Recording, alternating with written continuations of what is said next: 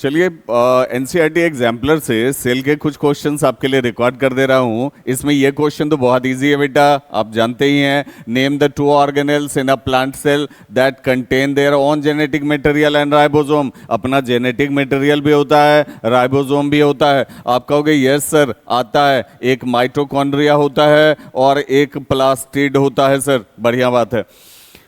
ऊपर वाला देख लीजिए, how do substances like carbon dioxide and water move in and out of the cell. आप कहोगे सर ये भी आता है, कार्बन डाइऑक्साइड का ट्रांसपोर्ट जो है वो डिफ्यूजन से हो जाता है सर, और वाटर का जो ट्रांसपोर्ट है ये ऑस्मोसिस से हो जाता है। चलिए सही बात है, सही कह रहे हैं, सही सोच रहे हैं आप।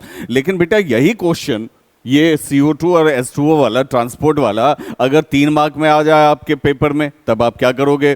तब तो वहां इन डिटेल लिखना पड़ेगा कि जब CO2 का सेल के अंदर हायर कॉन्सेंट्रेशन होता है तो फिर वो सेल के बाहर डिफ्यूज आउट हो जाता है। सही है।